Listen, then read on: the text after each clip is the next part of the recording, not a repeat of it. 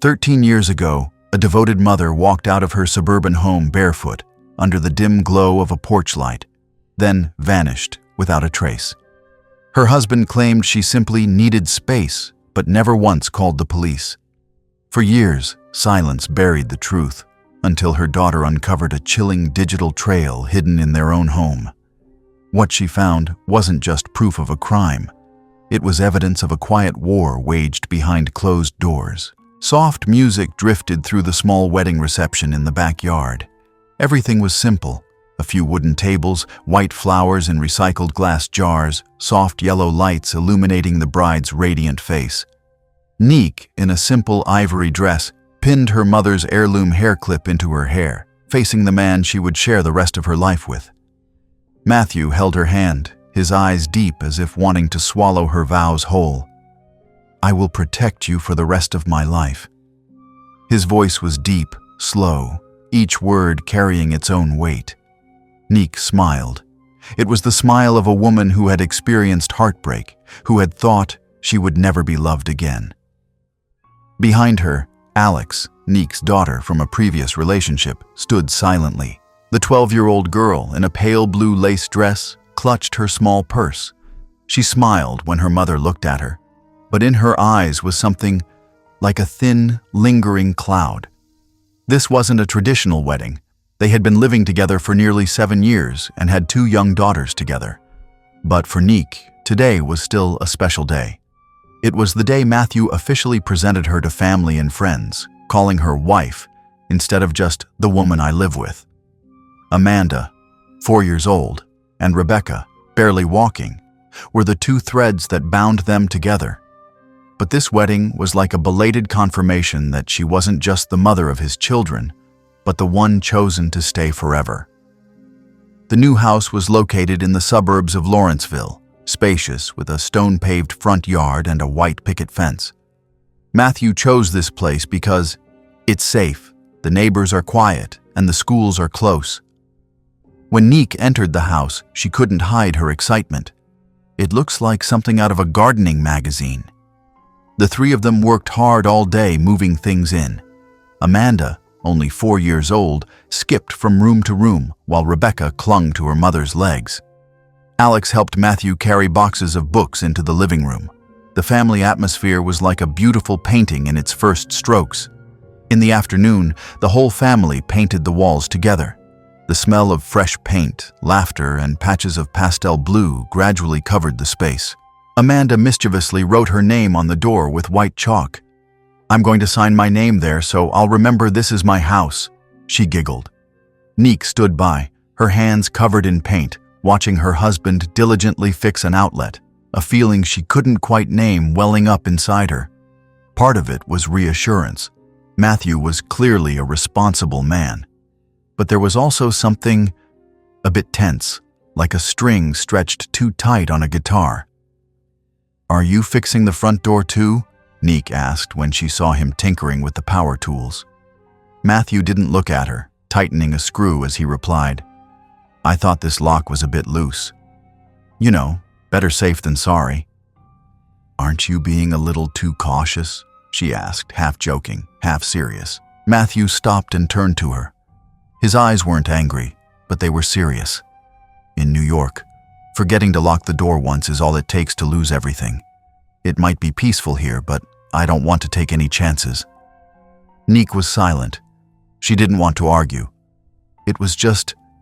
In that moment, she remembered the small old apartment in Athens, the worn wooden door that creaked every time it opened or closed.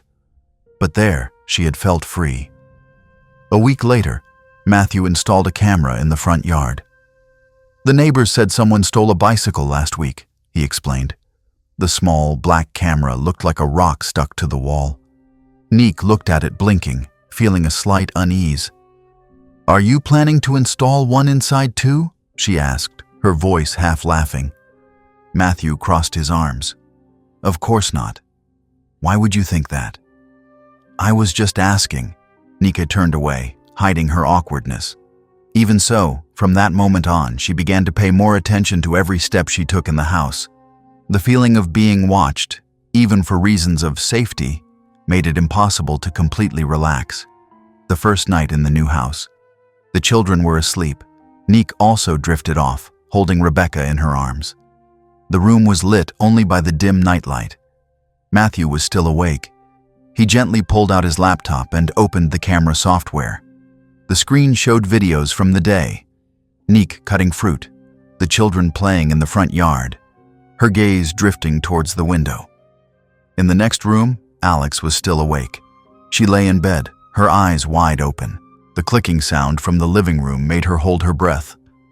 Alex didn't understand much about marriage or about her mother's new man, but she understood one thing.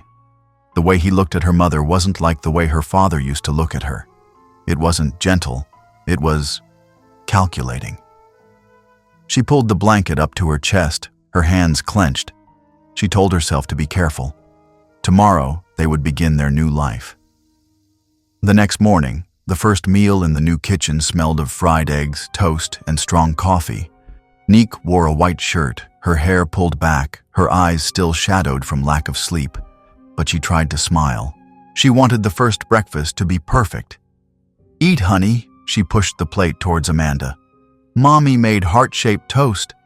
Amanda cheered, and Rebecca clapped as if she had discovered a treasure. Alex sat still, watching Matthew pour coffee for her mother. A gentle, meticulous action. But in the moment he looked at her mother, Alex caught that look again. The measuring, possessive look, not love. Matthew looked up, suddenly noticing Alex's gaze. He smiled softly. "Your cooking is really good. I think I'm very lucky to have married you." Nick laughed, shyly turning to wipe her hands on her apron. But in her eyes, fleetingly, was a hint of unease. Alex didn't miss it. The meal continued, but no one spoke much. There was only the sound of spoons hitting plates, the laughter of the children, and something invisible, like a thin mist covering the kitchen, seeping between the family members. As the family prepared to go out to buy furniture, Matthew returned to his office to check the system. Before leaving, he called out, "Remember to lock the back gate." "I saw a stranger passing by this morning." Nick nodded, but couldn't help glancing out the window. The sun was shining brightly. The neighbors were watering their plants. It seemed more peaceful than what Matthew saw. And for the first time, she thought, how long before she could sit at breakfast without feeling like she was under a magnifying glass? Nick couldn't pinpoint the exact moment things began to change. There was no shock, no fiery argument, no tears or visible breakdown. Just a series of small things, quietly accumulating over time, like a gentle hand placed on her shoulder, softly, tenderly, but tightening a little more each day. At first, they were gestures that seemed very normal, even made outsiders think she was lucky. One late afternoon, when Nick was video calling her old college friend, her voice rang out with excitement. "Do you remember? That time we skipped class to go get ice cream. Oh my God, it's been over 15 years. Genuine laughter erupted, a sound she rarely made these days. She was in the middle of telling a story when Matthew walked into the room holding a glass of orange juice. He smiled at her and kissed her lightly on the forehead, a very husband thing to do, very gentle. "Is that your friend?" He tilted his head to look at the screen. "Yeah, an old college friend." Nick smiled. "She just found me on Facebook." Matthew nodded and walked out. Less than 2 minutes later, the phone screen flickered, then went black. Connection lost. She checked. No Wi-Fi. She looked into the living room. Matthew was plugging the modem back in, his face as calm as could be. "The modem's been acting up," he said without being asked. "I should probably get a new one." She was about to say something, but then stopped. Maybe it was just a coincidence. Just a faulty device, right? After her maternity leave, Nick went back to work. The office job kept her busy, but at least it gave her a few hours each day to be herself. No cameras, no analyzing gazes, no strange silences from the husband who always seemed too proper. Every morning, when she walked out the door, Matthew kissed her goodbye. "Drive carefully. Text me when you get there." "Okay," she smiled, touched by his concern. At first, the messages were simple reminders. Then, they became demands. If she didn't text him when she arrived, he would call. If she didn't answer, he would call again. Some days, when she was 20 minutes late from a meeting, her phone had 4 missed calls and a message. "Are you okay? Where are you? Why aren't you answering?" At first, she felt warmth. But gradually, that warmth became pressure. One day, when she came home late because she stopped to buy a birthday cake for Amanda, Matthew was waiting on the porch. The yellow light shone on his expressionless face. "I was worried," he said, his voice low. "I just couldn't answer the phone," Nick tried to explain. "The signal was weak where I was." Matthew nodded, silent. As she walked past him, she felt his eyes on her back for a long time, as if memorizing every step. A few days later, Nick discovered a new camera in the living room. It was placed on the bookshelf, angled to capture the entire living space. "When did you install that?" she asked. "Last week, just to keep an eye on the kids. You know Rebecca likes to climb on the chairs." "Yeah, but is it necessary? In the living room?" Matthew looked up from his computer screen, his gaze softening. "It's just the living room, honey. If you have nothing to hide, you don't need to worry about being seen." Nick nodded, but her heart sank. Since when did she have to think about every action, every way of speaking, in her own home? That evening, when Amanda spilled a glass of milk on the table, Matthew didn't get angry. He just pressed the button to replay the recording, as a habit. He wanted to verify who put the glass too close to the edge of the table. "Can't we teach our children by watching them live?" Nick blurted out. Matthew looked at her for a long time, then just said, "You need data to teach them what they did wrong." The following month, Nick received a printed family schedule that was posted on the refrigerator. It included cooking times, cleaning times, fixed dinner hours, and even bedtime for each child. "I thought it would be easier for you," Matthew said. "Having a plan makes things less chaotic." She looked at the paper on the fridge, feeling like she was standing in the kitchen of a restaurant. Everything was scheduled like a machine. She smiled lightly. "Are you my husband or a hotel manager?" Matthew didn't smile. "Do you see any successful kids who grew up in chaos?" Nick was silent. She didn't want to argue, but as she turned away, she realized she had started breathing more softly, as if afraid of missing a beat. Every night, Matthew still worked in his office. The door was ajar. Blue light from the screen spilled into the hallway. Nick often walked by, wanting to ask if he needed anything, but always stopped herself. One night, she couldn't sleep and got up to get a drink of water. As she walked past the office, she heard the sound of a video playing. Her footsteps slowed. 10:13 p.m. Phone conversation. Stressed voice. Seems unhappy. It was Matthew's voice. He was taking notes on her behavior. Not angry, not harsh, but methodical, like an auditor reading a minute-by-minute report. Nick turned back and walked to her room like someone waking up from a strange dream. In the hallway, she suddenly felt like she was living with someone she didn't really know, someone who cared about her every move, not out of love, but out of a desire for absolute control. A gentle hug is sometimes comforting, but a gentle squeeze, repeated long enough, can become a vice. She began to feel pain, but she still didn't dare cry out. That evening's dinner included pumpkin soup, roasted meat, and garlic bread. Dishes Nick once cooked with joy, now just another nameless task on the family schedule Matthew had set up. She stood in front of the stove, stirring the soup, her mind blank. The hand holding the ladle trembled slightly. Each stir was like an automatic reflex, no longer cooking, complying. Behind her, Amanda chirped, "Mommy, my teacher said I write beautifully today." "Good job, my sweet girl." "That's great," Nick replied, trying to force a smile, but her lips barely twitched. The meal began in silence, only the clinking of dishes and the sound of spoons touching porcelain bowls. Matthew sat at the head of the table, watching, as usual.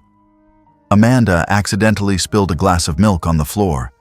The little girl stood up in fright, her eyes blinking rapidly.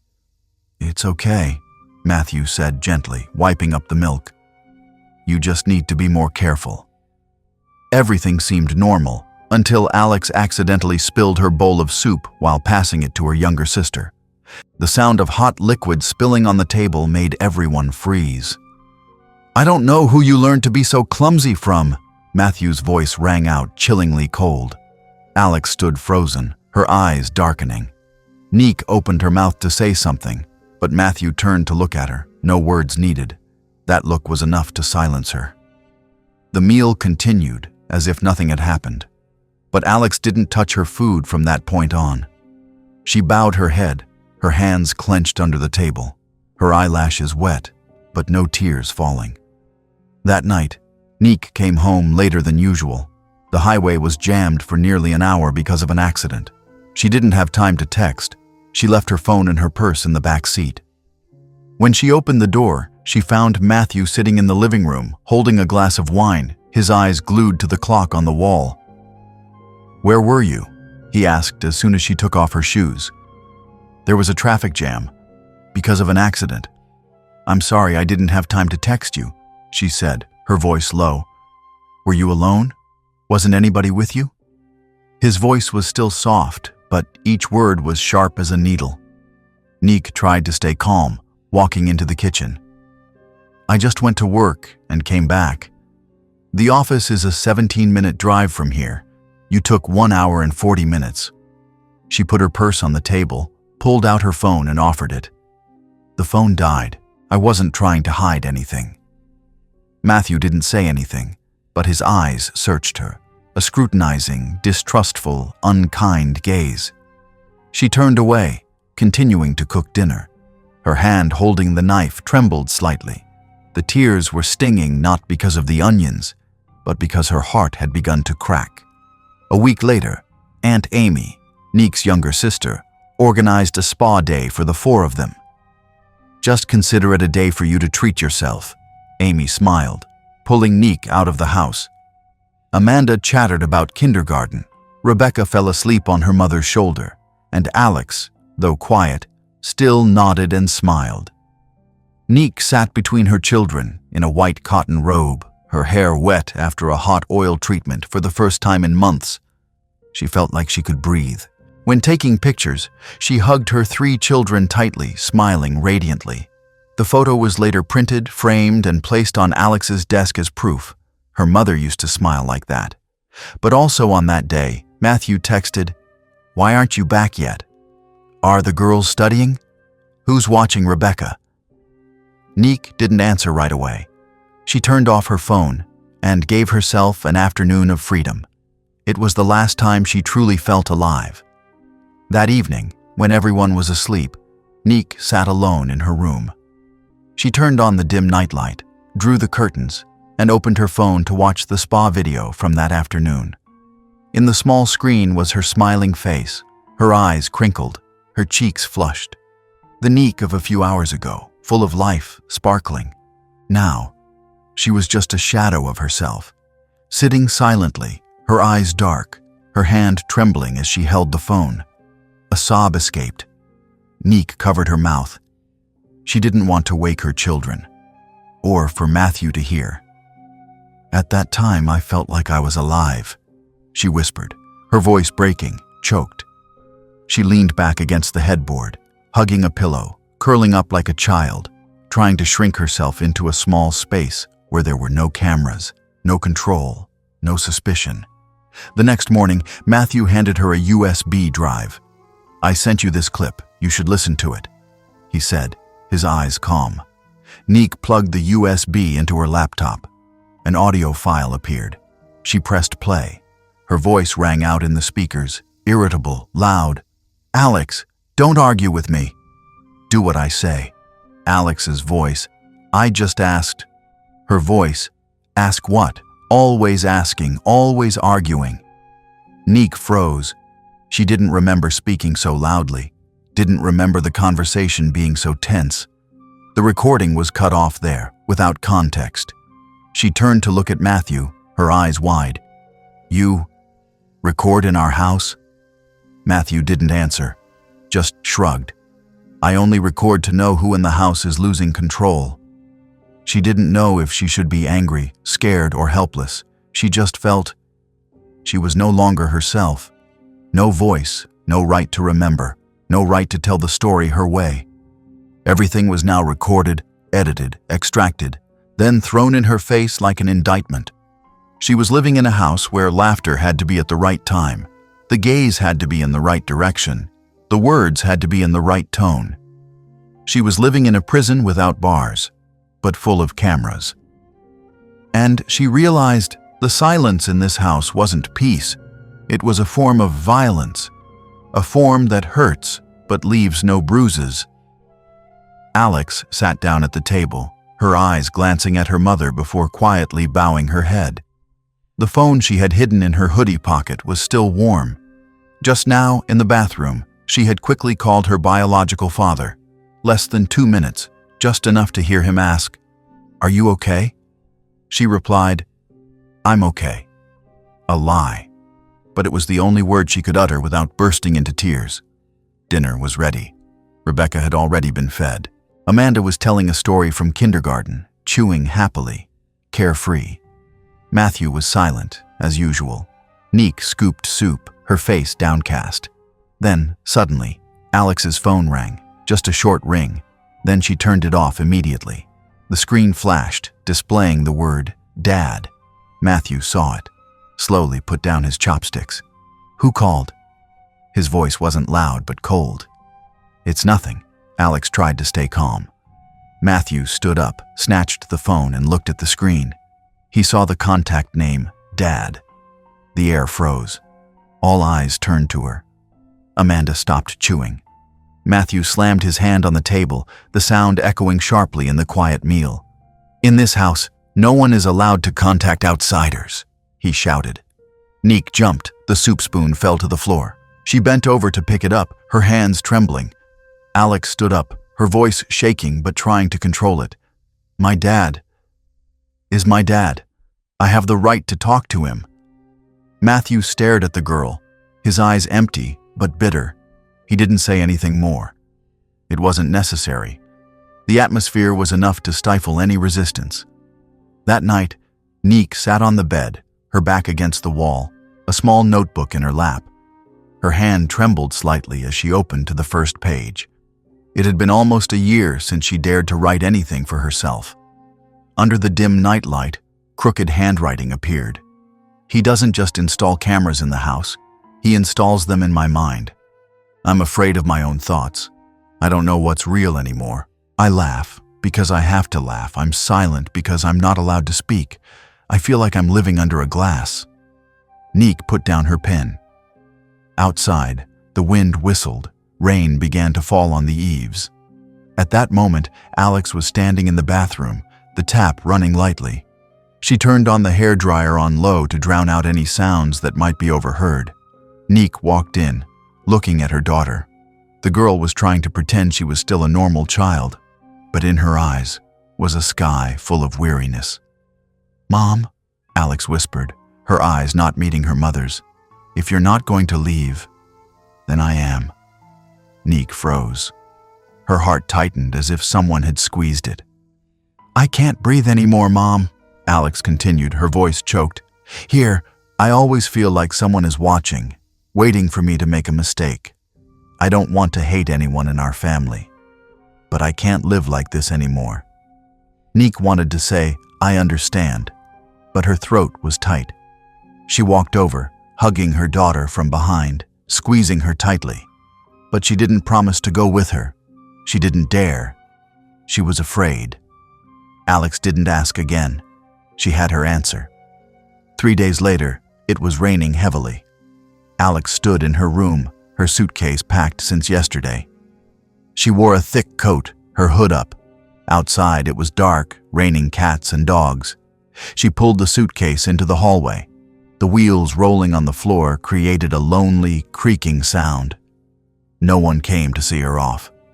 Neek stood behind the bedroom door, her eyes glued to the crack. She saw her daughter, small, back straight, walking step by step through the darkness. She wanted to call out, "Alex!" Component placement wanted to run out and hug her tightly, hold her back, but her legs wouldn't move. She just cried. For the first time, she cried out loud in months. The sound of the door closing behind Alex was like a knife. Matthew stood in the living room holding the remote, changing TV channels constantly. His eyes didn't see the screen. He muttered, "She'll be back soon." Amanda came out of the bedroom, rubbing her eyes. "Where's Alex, Dad?" Matthew turned and placed his hand on his daughter's shoulder. "You see, everyone abandons your father." His voice was soft as a whisper, but chilling. Amanda looked at him, nodded. She didn't understand everything, but in her dark eyes, a vague worry had begun to appear. Not because her sister was leaving, but because her father's smile wasn't like the smiles she used to know. That night, Neek sat in her room, the notebook open in front of her. The new page was still blank. She looked at it for a long time, then finally wrote, "Alex left. She's not coming back, not because I don't love her, but because I don't have the courage to save myself." The wind still whistled through the crack in the door. The camera in the living room was still lit. This house was never a home. It was just a large room with walls, a roof, and people who didn't dare to name their pain. Neek closed the notebook. Her hand clenched. She didn't know how much longer she could take it. The house was filled with the sweltering heat of the Georgia summer. The clock on the wall read 9:13 p.m. There was no wind, no sounds of insects, just the heaviness hanging in the air, like a damp blanket covering every wall, every breath. Neek was doing the dishes in the kitchen. Each clatter of dishes was like a warning. In her head was a chain of suppressed thoughts, like a balloon being inflated to the point of bursting. She tried not to think about Alex, but the emptiness of her daughter at the dinner table tonight was like a knife tearing through the already torn curtain of this family. Matthew sat on the sofa, his eyes glued to the computer screen on the coffee table. On it, the camera was replaying her walking from the kitchen to the living room, hugging Rebecca after dinner. "What are you doing?" Neek asked, her voice hoarse with restraint. "Just checking a few things," Matthew replied, not looking up. "A few things," she emphasized, walking closer, her eyes no longer afraid, but tired. "You're watching the video of me hugging my daughter." She smiled faintly, no longer bothering with politeness. "You control when I stroke my daughter's hair?" Matthew turned to look at her, his face expressionless. "I have to make sure everyone is okay." The answer hit the limit. The anger could no longer be contained. "Okay?" Neek screamed. "Okay how when I live like I'm imprisoned? I'm not your prisoner!" Matthew jumped up, throwing the remote on the couch. "Who gave you the right to talk to me like that, huh?" he said through gritted teeth, pointing at her as if ordering a convict. "Everyone will leave you. Alex is gone. I will be next." That sentence made the space shatter. Rebecca startled, crying from the bedroom. Amanda had been hiding in the closet since the first argument. The 9-year-old lay curled among the clothes, small headphones in her ears, soft piano music playing to block out her mother's screams, her father's slamming things. But it didn't work. Between the gaps in the music, the sounds of her mother crying still crept in like a bleeding crack through her every attempt to escape. Amanda squeezed her eyes shut, covering her ears. She didn't know what was happening. She only knew that her heart was beating very fast, and her whole body was cold. Before walking out of the house, Neek stood for a long time in the bedroom. She didn't turn on the light. Only the light from outside shone through the crack in the curtains. She took off her wedding ring and placed it in the drawer of the nightstand, gently, as if putting away a piece of jewelry that no longer fit. Matthew's footsteps echoed in the hallway, steady, decisive. She went silent, not breathing. Her eyes looked towards the door, her hand gripping the side of the closet. After a few seconds, the footsteps went away. She opened the door. Rebecca was sitting, playing alone on the floor. The doll in her hand had lost an eye, its dress torn. The little girl looked up at her mother. "Where are you going?" Her voice sleepy. Neek knelt down, stroked her daughter's head, and placed a light kiss on her forehead. She didn't answer. She couldn't. Rebecca rubbed her eyes, asked again, "Are you coming back?" This time, Neek still didn't answer. But her eyes, filled with sadness, spoke volumes. The clock read 11:41 p.m. The camera at the front door turned on. A figure quietly walked out of the house. Neek wore an old t-shirt, sweatpants, no bag, no phone. She stood on the porch for a few seconds, her eyes staring straight into the darkness. It was unclear who she was waiting for or what she was saying goodbye to. The wind was still. The yellow light from the eaves shone down on her bare feet. As she stepped off the steps, the plastic sandal fell from her right foot. Neek didn't bend down to pick it up. She walked away, her figure thin, slow, then disappeared from the frame. 2 minutes later, the camera signal stopped. The indicator light turned red, blinking. A series of data was automatically deleted from the system. No reason, no warning. The next morning, sunlight shone through the curtains, reflecting on the breakfast table. Matthew stood in the kitchen, his shirt clean, his hair combed. He turned on the coffee machine and classical jazz began to play, at a volume just loud enough to drown out footsteps in the house. Amanda sat at the table, her eyes swollen, her hair messy, holding a small pillow. She didn't see her mother, and didn't hear her mother opening the door like every day. "Dad," she whispered, "where's Mom?" Matthew poured coffee into a cup, not turning around. "Mom's gone," Amanda frowned. "Where did she go?" Matthew paused for just a second. "I don't know. Maybe she needs some time." The little girl didn't understand everything, but she sensed that something was wrong. Her eyes looked out the window. The front yard was empty. The plastic sandal still lay crookedly under the steps. No one picked it up. "Did Mom leave without shoes?" she asked softly. Matthew sat down, opening the newspaper. "She must have been in a hurry. Come on, eat your breakfast." No phone calls to the police, no questions to anyone in the neighborhood, no stepping outside to search. Matthew acted as if Neek had just stepped out to the supermarket, or as if she had never existed. That night, Amanda couldn't sleep. She crawled out of bed, sneaking past her father's office. The door was ajar. She saw the computer screen displaying camera icons.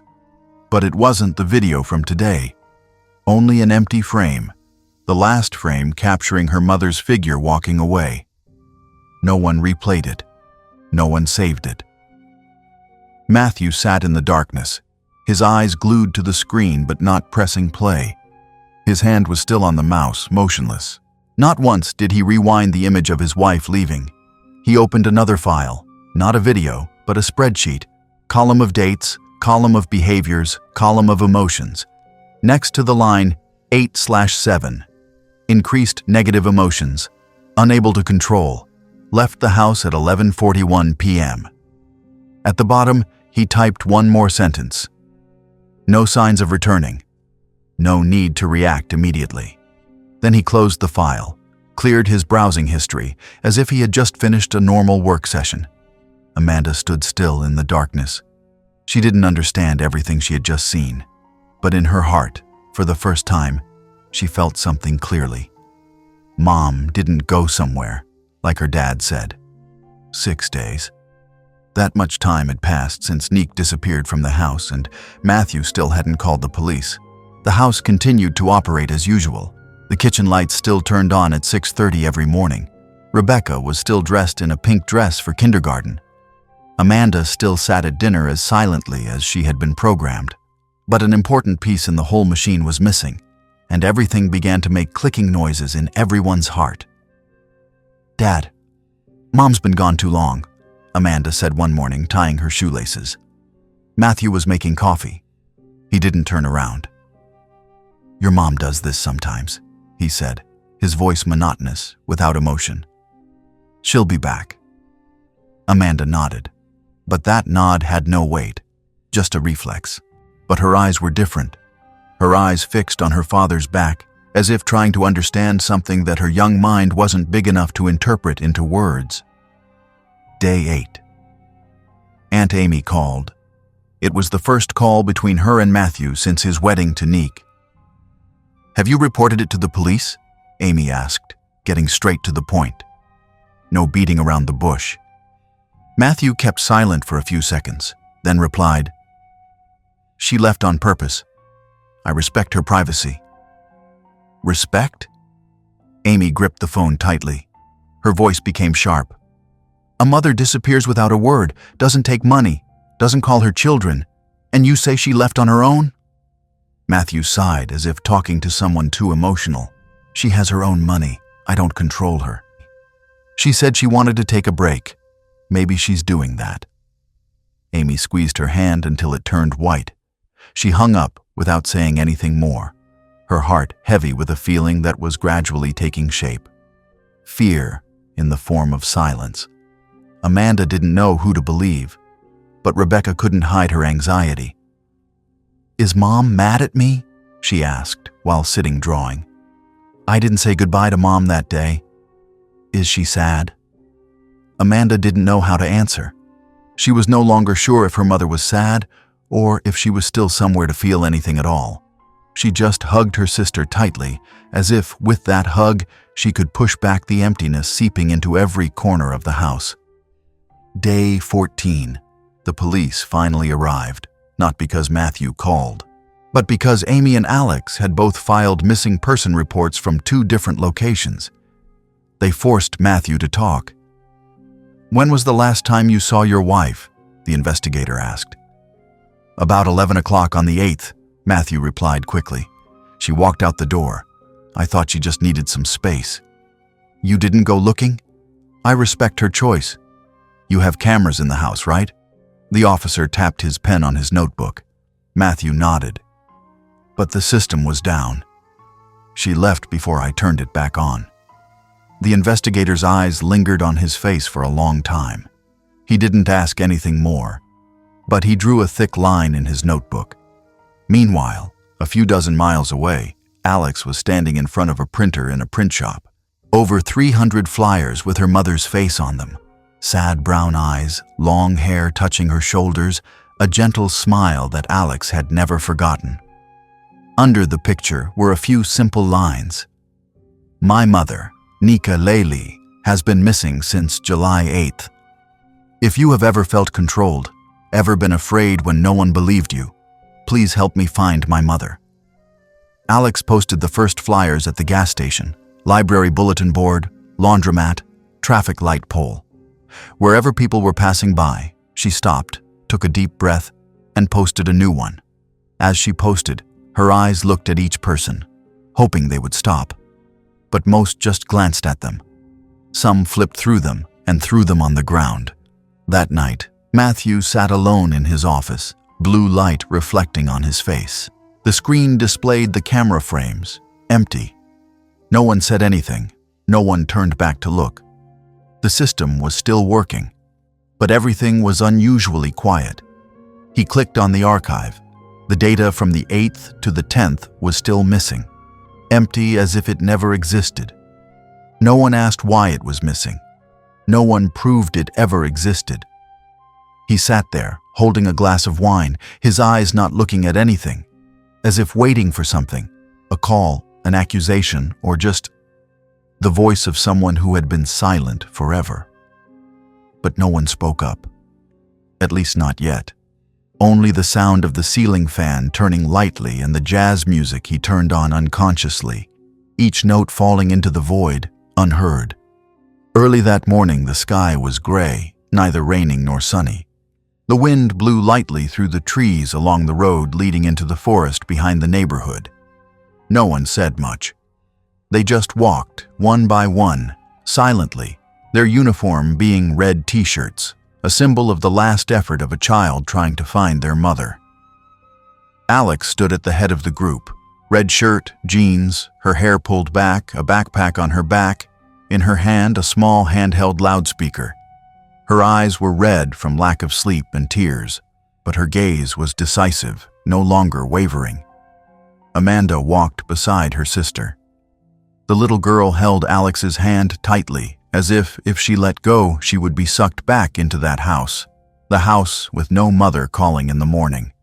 Behind them was Amy, her face visibly paler. Beside her was Rebecca, holding tight to her doll with the worn hair. The little girl was silent, her eyes blank, but her hand clung to her aunt's hand, refusing to let go. When everyone had gathered, Alex stood on a stone bench, turned on the loudspeaker, her voice not loud but clear. "Thank you everyone for coming here this morning.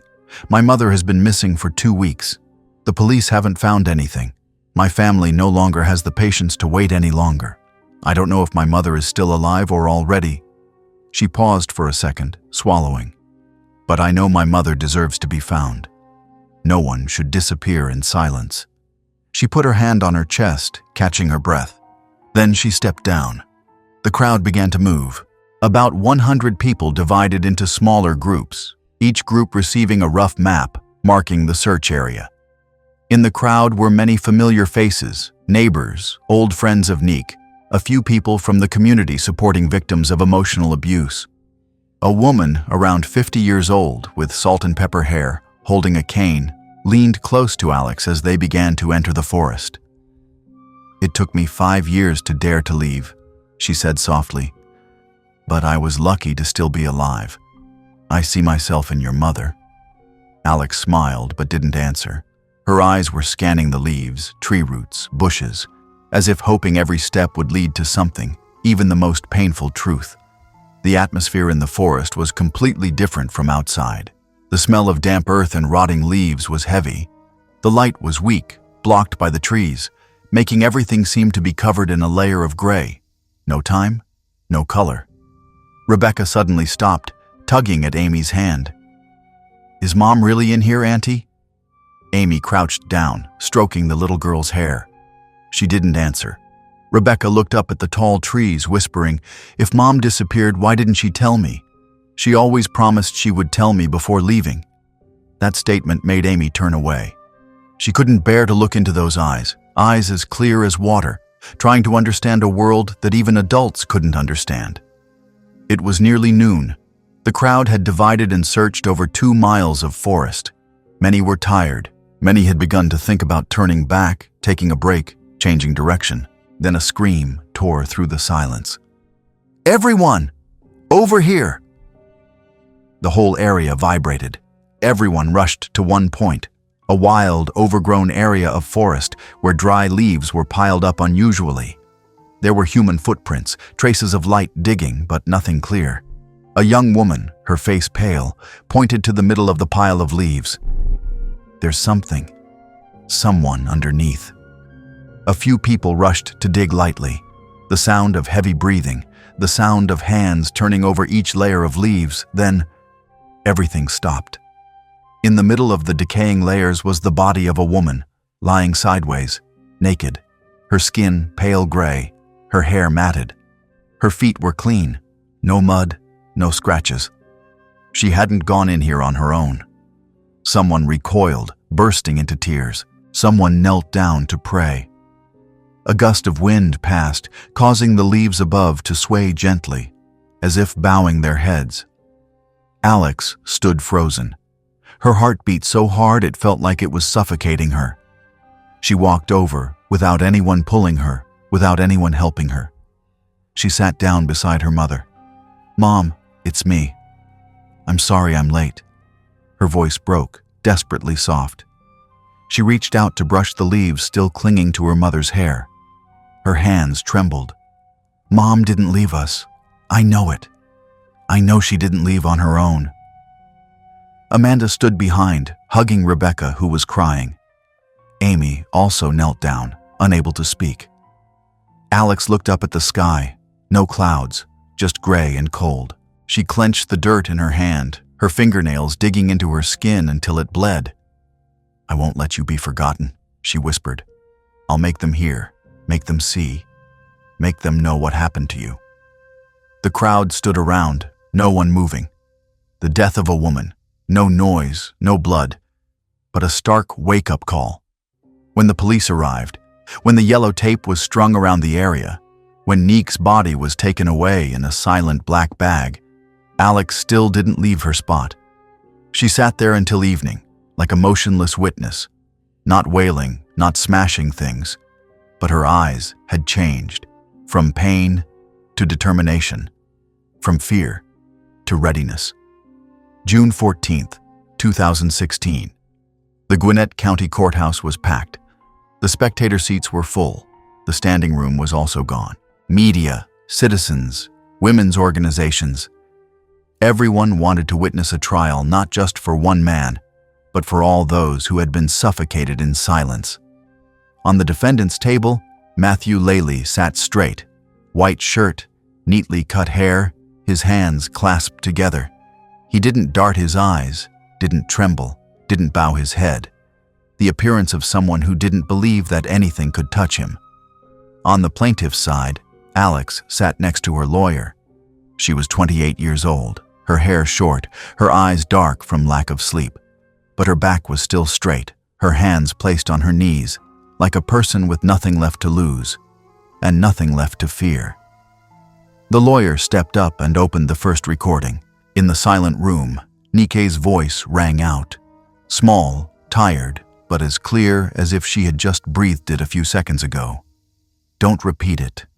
I know the camera is rolling. There was a sigh, the sound of wind from the ajar window. Then it was Matthew's voice, soft as a lullaby. You're making yourself crazy. Everyone will see that. No one in the room moved. All eyes were on the speaker. Alex closed her eyes. Tears didn't fall, but her jaw clenched. Those nights she had doubted her mother, had been angry because she thought her mother was unstable, had chosen to be silent to keep things smooth. Now it all came back, like knives slicing across her chest. The lawyer called her name. She stepped onto the witness stand. Her voice didn't tremble, but it was dry. My mother wasn't sick. She was suffocated by the silence that had been going on too long in her own home. We lived in that house as if insecurity was normal, as if being recorded every breath was a way of loving. I couldn't save my mother, but I will not let people continue to believe she left on her own. Below, Amanda bowed her head. Her hands clenched her dress. Rebecca, now 11 years old, leaned on Aunt Amy's shoulder, not asking anything, not saying anything, just holding her sister's hand tightly. When the prosecutor played the last video, a clip that had never been made public, the courtroom again fell silent. In the video, Neek sat at the kitchen table, her face thin, her hair messy. Her eyes didn't look at the camera but looked up at the ceiling, as if trying to find a place with no lens. I don't know how many times I have to say this, she said softly. But if I disappear, please. Someone believe that I didn't leave on my own. Alex put her head down on the witness stand. A choked sob escaped from the back row. Many people who didn't even know Neek, bowed their heads. Not out of pity, but because they saw themselves in that woman. Amanda stood up. No one called, but she actively stepped towards the witness stand. She had been silent for years. Today, she didn't want to be. I would like to testify. The girl's voice was small at first, but when repeated, it was firmer. I would like to testify for my mother. The judge nodded. The lawyer stepped aside. Amanda stood there, her hands gripping the hem of her dress. I used to protect my dad, because I thought he was right, because he said Mom had problems, because Dad was the one who taught me to believe in him. But today, I want to protect my mother. I've heard everything, and I know Mom was never wrong. She was just surrounded by silence for too long. I don't want anyone to have to go through a childhood like mine. I'm sorry, Mom, because I believed Dad. The little girl cried. No one stopped her. No one scolded. The courtroom was silent, like a funeral for a form of lying that had gone on for too long. When the verdict was announced, no one objected. First-degree murder, stalking and invasion of privacy, distortion of data to conceal criminal behavior, life imprisonment, without parole. Matthew didn't react. His eyes didn't shed a tear. His facial muscles didn't twitch. Only an empty gaze, not that of a remorseful man, but that of someone who couldn't believe that the world was no longer in his hands. When he was escorted out of the courtroom, no one came to hold his hand, no eyes held him back, not a word of farewell. Only the back of a man who once thought he had the right to rewrite other people's lives, now had to face a truth that couldn't be rewound. Alex sat down on the steps of the courthouse. The afternoon sun shone through the trees, illuminating the three sisters hugging each other. Rebecca sat in the middle, her eyes closed, her head resting on Amanda's shoulder. Amanda hugged both sisters, for the first time feeling her chest a little lighter, as if the voice of their mother was still somewhere, still around, in the heartbeats of the three of them. No one was a child of fear anymore. No one had to be silent anymore. Only three daughters remained, sitting close to each other with arms no longer trembling and a promise unspoken. We will live, the way Mom wanted us to. The auditorium wasn't large, but it was large enough for nearly 300 people to sit crowded in the rows of seats. The lights were soft, the light not glaring. Everyone was looking at the small stage, where a white chair was placed in the middle, next to a projector that was ready to go. Alex walked up, her hair neatly tied back, a beige shirt making her look both gentle and strong.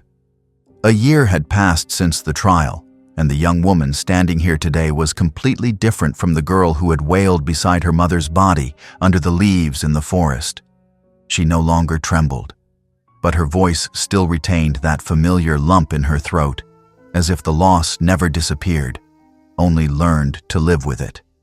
She didn't start with words. She turned on the video.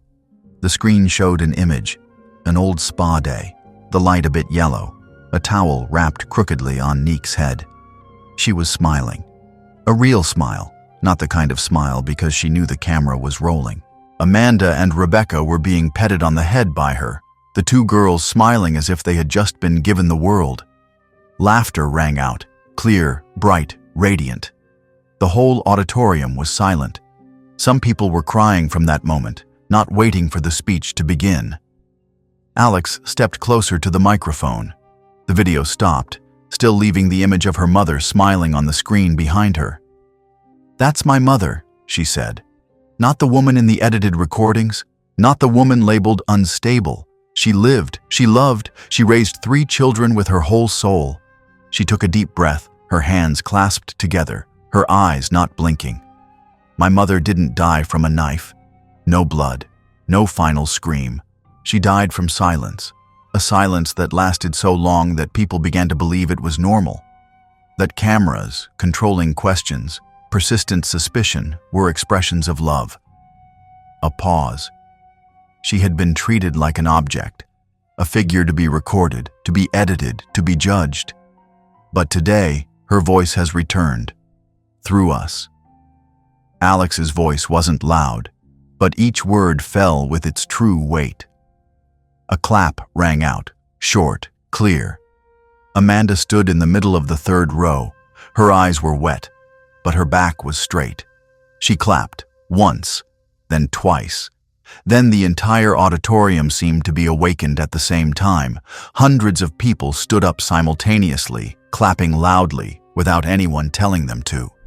People cried, people nodded, people hugged each other. An elderly man, perhaps in his 50s, also began to clap. He wasn't wearing a red shirt like many others, just a plain light gray shirt, the sleeves rolled up to his elbows. He said to the person next to him tearfully, "My wife had to endure the same thing for almost 10 years, but she never dared to tell. Today, I see that pain being called by its right name." A few rows behind, a young couple held hands, the woman bowing her head and sobbing. The man whispered, his voice hoarse, "I never fully understood what you went through.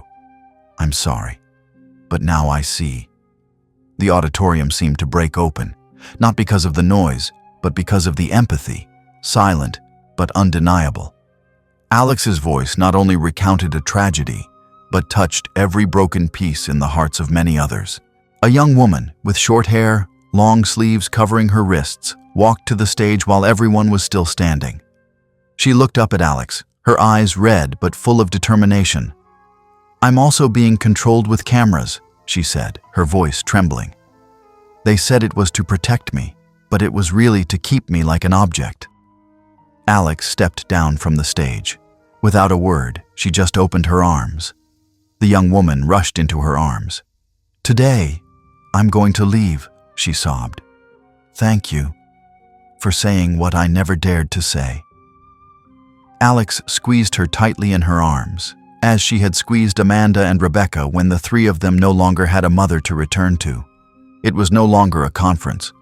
It was a homecoming for souls who had been imprisoned in silence. That evening, the three sisters returned to the hill behind the forest, where they could look down at the old house. The house had now been sold to others. New doors, new paint, a brilliant flower garden. But to them, it would always be the place that began and also ended an era. There was no moon, but the stars were bright in the sky. Alex struck a match, lighting a small candle. She passed it to Amanda, then Rebecca. 3 candles burned together, the light trembling but warm. Rebecca, now as tall as her sister's shoulder, whispered, "Can Mom see?" Alex smiled, her eyes looking down at the roof of the house below, where there used to be the shadow of a woman sitting reading books, making tea, and comforting the sorrows of each of her children. "Mom never left," she replied softly. "She's still here, in our hearts, in this light, in all those who dare to stand up from the darkness." Amanda nodded. She was no longer the little girl sitting curled up in the closet, covering her ears to block out her mother's cries. Rebecca held her sister's hands, her eyes unusually peaceful. The three stood there, the hill silent, 3 small flames shining in the night wind, not flickering, not going out, no longer a memory, but a flame.